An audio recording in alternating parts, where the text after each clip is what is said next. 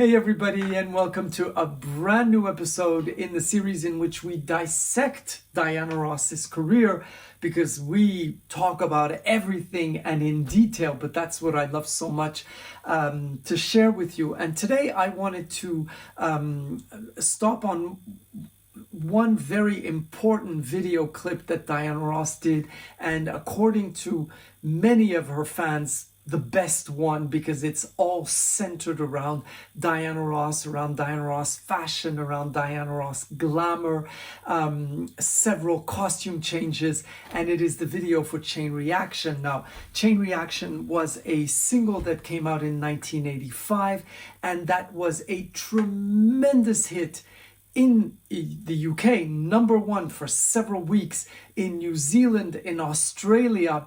It did extremely well in France as well. It was like 18, 19 or 20, but it was not a hit in America, and it came out twice actually in the United States. Once it was a 95 in the top 100, and then the second time it did a little bit better, and it was around the 60s and the 70s, but it just never made it. Now, one thing that you may or may not know is that the video clips are paid for by the artists, and so the recording companies used to push artists to make the most expensive video clips because it didn't cost them anything and it would only increase the sales.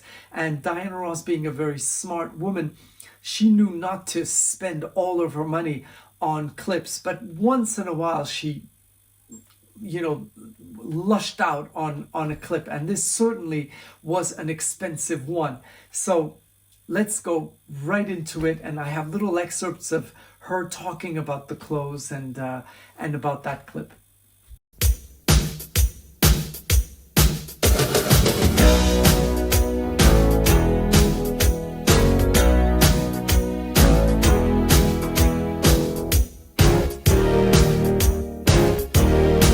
Okay, so right away, Diana Ross arrival. She arrives in a limousine. She's arriving in what seems to be a very Hollywoody studio type recording studio where she's going to do a show.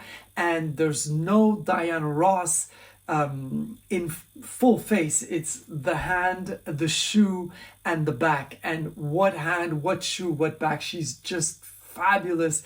It's everything you love about this incredible star. The diamond ring with the two diamonds, pear-shaped or tear-shaped, depending on in what countries they're labeled, and the fabulous shoe that she's wearing, haute couture, Yves Saint Laurent, as well as the raincoat. Now, from my research, it's a Saint Laurent coat. Now, the only reason I tell you that is because when I was working, studying, we had that Saint Laurent coat. We had studied it, and we'd studied the pattern, and from seeing the back, it's exactly that, with that full length, which is pretty rare, and in patent leather. It's just so fabulous and so glamorous. Never seen Diana Ross wear it again, but she's just so exciting, and it just builds up, because you want to see the real Diana Ross, but she goes through those doors and then she appears, and here's her appearance. You got a pedestal and putting me on it. You made me love you out of feeling nothing, something that you do. And I was there not dancing with anyone. You took a little, then you took me over. You set your mark on stealing my heart away. So Diana Ross, again, reinventing herself. For many of us, it was back into the Supremes era, but it's not at all what she wore during the Supremes era. Although this picture is kind of when she was Diana Ross and the Supremes, where she's wearing the Paco Rabanne and she's wearing the boots and the mini skirts and all that. But the Supremes were all about glamour and evening gowns and big hair.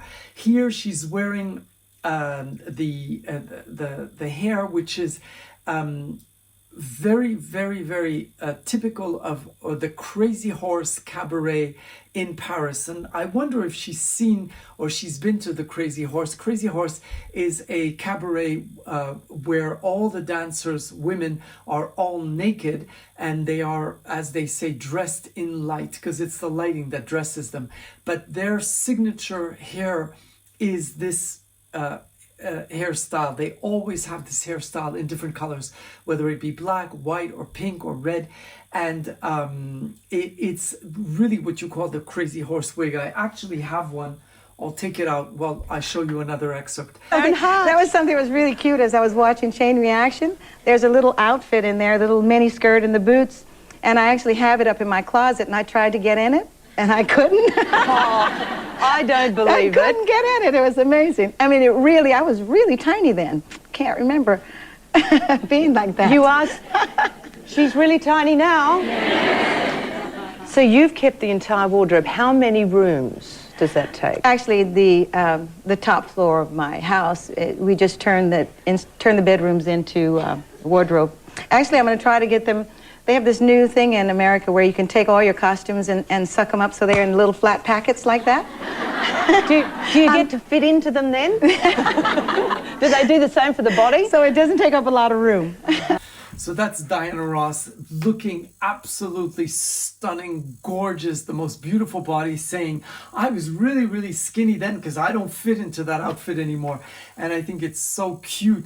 And imagine, doesn't any one of you die to be upstairs in that home in Connecticut where all the bedrooms have been transformed into closets to just look at all those gowns.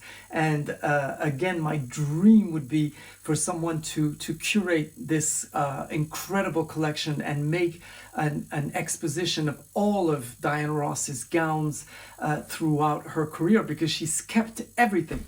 So here's the wig I'm telling you about. Very, very particular wig, because it's super straight, and it's cut completely, with a laser. And so this is what we call the Crazy Horse wig. And of course, why do you think I got it? I got it when Diana Ross got it, because I wouldn't, I didn't really care about the strippers, but once Diana Ross had that wig, I wanted it. So now we go right into the very first spectacular passage of this clip, and let's just go right in. Anything to you. I'm in the middle of a chain reaction. You give me all the after midnight action. I wanna get you where I can let you make all that love to me. So her appearance in that beautiful, magnificent red gown. Again, the body is just spectacular, and all Diana Ross design.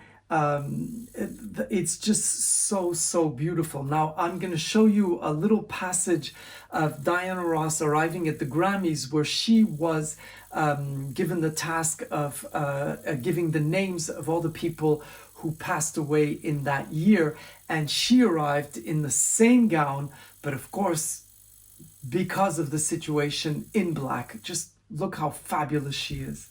And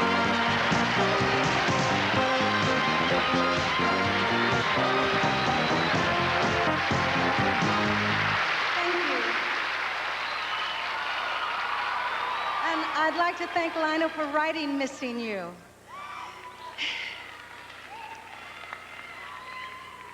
In honor of our good friend Marvin Gaye, while 1984 has been a year that has given us some wonderful music, it has also been a year that has taken some of our dearest, most talented friends. I want to ask you to take a few minutes with me now to remember and celebrate the lives and the music and their special brilliance, which will never fade.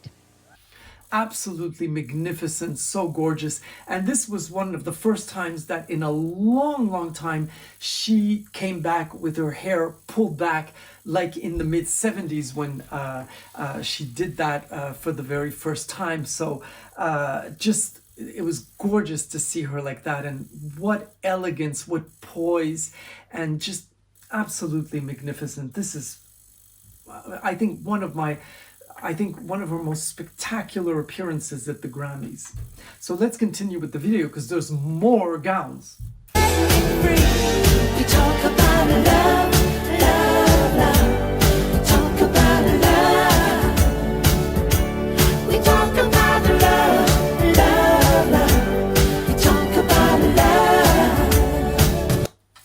So here's Diana Ross wearing another one of her favorite designers, Jean-Paul Gaultier. She's worn quite a bit of Gaultier, rarely on stage, except for Divas Live 2000, when she appeared for the first time behind all the white curtains.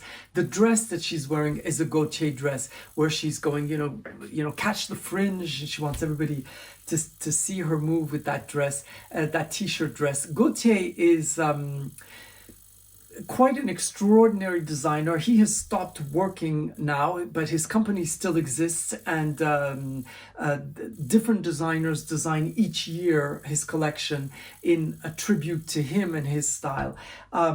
It suits Diana Ross quite a bit because it's very it's very spectacular and very showy, but at the same time it's a lot of fun. The show, the one, the only, the legendary Diana Ross.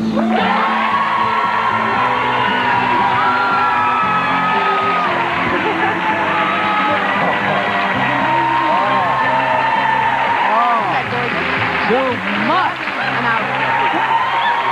Hi, Diana. Hi, baby. How you doing? Hello, Joy. Nice to meet you. What a beautiful outfit. Now, before you sit down, let us review this ensemble here. Yes, indeed. Wow. Is there a Japanese influence, or am I crazy there? I guess maybe. It's a French designer. Oh, French design. Yeah. Well, I was close, wasn't I? It's Gaultier. Gaultier, Yeah. yes. But it's just like a mixture of a lot of things, and I thought I'd wear my night clothes in the day, see? Now, does he make this specifically for you? No, this is off. I went to Barney's yesterday shopping. You found that at Barney's, really? You went to Yeah. Barney's yesterday and Yeah, found I had this? to find something to wear on your show. No kidding. Well, that's great. It is vibrant, isn't it? Huh? Very much Color so, is yes. great. All right. And here she's wearing that little yellow top, which I've seen in the stores many, many times. And it's just plain cotton, checkered yellow and black. And it has an elastic here, so she's able to play with it. And she's wearing little black leggings to the knees and beautiful boots that are cut right at the ankle. She's so gorgeous. And again, with the hair slicked back, which is I love, because it you see her extraordinary face, and that decor, very strange. It's like a drawing table for artists, but in, you know, gigantic with the big lamp. Very, very, very modern. But she looks absolutely beautiful. You got a plan, your future is on the run. Shine a light for the whole world over. You never find your love if you hide away, dying. All you gotta do is get in the middle of a chain reaction. You get it better when you're lost in action. Now, this is my favorite scene of all, because first of all, seeing her arriving from the back in that coat, and the coat, you see the movement that the train of the coat has, it swings back and forth like a tail. And then when you see her from the front, she just flashes us, and with that extraordinary gown that is slit in the middle, but that has fur lining it, I think is just absolutely fabulous. I think she is the top. Now, from reading on Wikipedia, this was filmed in an actual street. They don't say what street, but she's really outdoors, and it's the only scene that is filmed outdoors. And for a time, I actually thought that the very famous white gown with the stripes and completely beaded was that one, and it was, worked. They put a slit and added fur to it, but actually no, there are two gowns very, very similar. And when she goes through the swinging doors, she's wearing white gloves, which are sequined as well. Now that's very rare in Diana Ross style. She rarely wears gloves. She only, I think, wore gloves again when she did Diana Ross sings a jazz and blues concert, and she's wearing the see-through black gloves at the end of the concert. Thierry Mugler, haute couture that she borrowed, fabulous outfit. And this is very, very much a tribute to Michael Jackson and his sequin glove. But of course, she has to have the full length. I think she's just absolutely gorgeous there. The hair, and when she puts her hand in her hair, she's, wow, just absolutely magnificent. I know I tell you on every video, this is where she's at her peak, at her most beautiful. But to me, she's always at her most beautiful.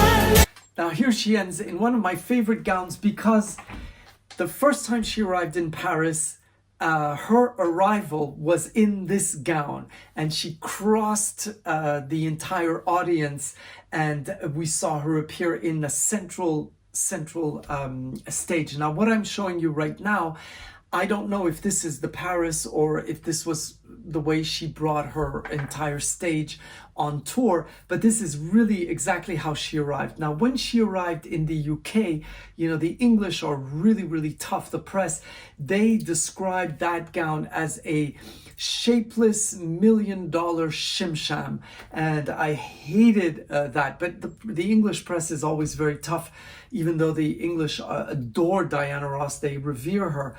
But I thought that gown was just absolutely magnificent. And when they had all of the billboards all over Paris to announce the show, she was wearing the same dress but in white. And so that also is all Diana Ross, because she doesn't want to break the surprise. So she was wearing the gown but in white. Somebody asked me in the last episode about her appearance in when she appeared at the Late Show, Johnny Carson, and she was wearing a short version with a double-crossed drape. Now, in the 80s, this is 1981, 1982, Norma Kamali, who is one of Diana Ross' favorite designers, had a layout in Vogue, and Brooke Shields was wearing a black gown and two of these drapes that you see, one in pink and one in blue. And Diana Ross is a big, big fan of Norma Kamali, and these actual drapes would be sold for $1,500 a piece, and you could wear them just one over whatever you wanted. So it could be worn over a simple dress, it could be worn over a suit, and here, for the effect of the glamour, they put Brooke Shields in a very plain black dress, but with two of them, and so $3,000. So Diana Ross was very inspired by this thing, which she probably owned the original Norma Kamali pieces, but she had some of her gowns designed with that in mind. And this is what she had done for this gown and for this particular style and for her arrivals in concert. So this is my take on my favorite Diana Ross video of all time. I think really the one where it's just all Diana Ross.